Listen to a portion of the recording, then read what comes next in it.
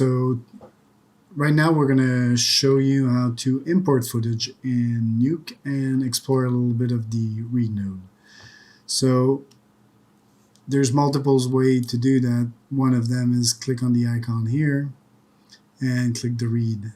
And you're going to notice throughout the Nuke interface that a lot of time there's a letter reference for the keyboard shortcut of that particular node.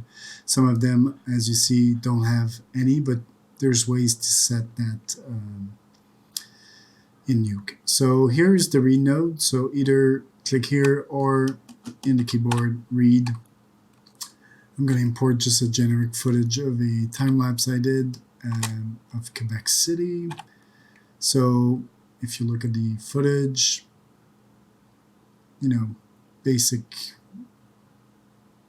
capture. So in the read node, what's great is that there's multiple segments here.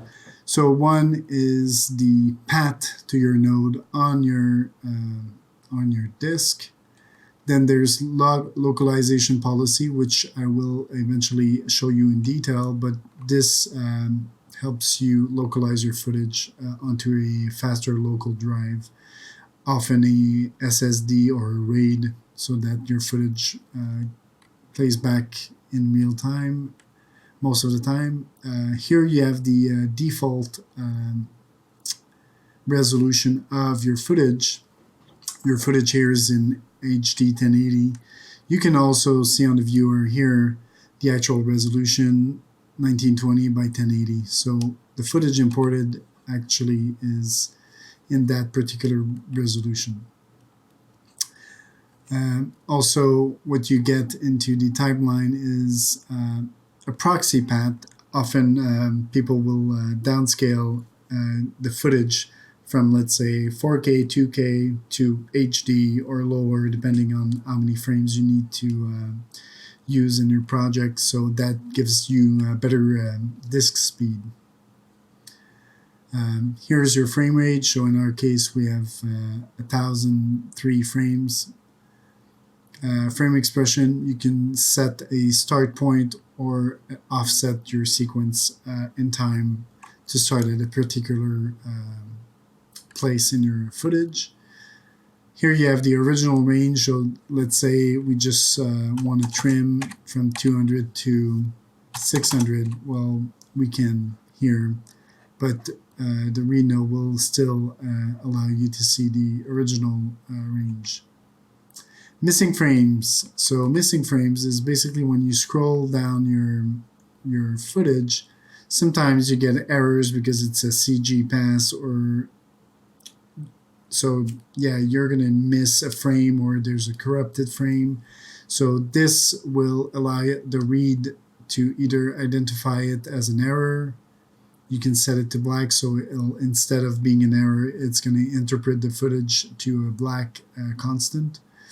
Checkerboard, same thing, or nearest frame. So basically, if there's an error, it's going to default back to a nearest frame. In our case, we're going to leave it at error. Here's the default color space that interprets the Nuke's interpretation of the footage. There's another way to see that, which I'm going to show you in another video, which is the view metadata of the footage, so you can identify what was the color space that the footage was recorded at. Pre-multiply, so basically if you have footage with an alpha, you can actually do a pre-multiply inside the read node. Raw data will interpret the footage as the raw footage it was recorded in, and auto alpha, same thing. It's gonna, in that case, it's gonna give you a basic alpha.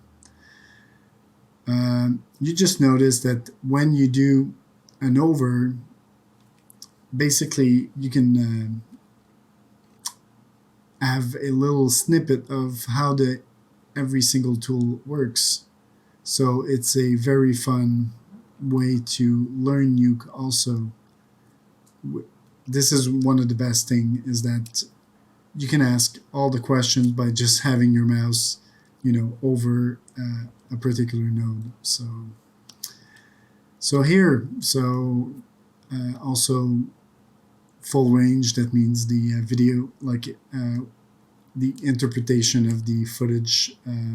Is it a video legal, or the full range of colors that you want? So here you have it about the read node, and that's about it. Off to the write node. Thank you.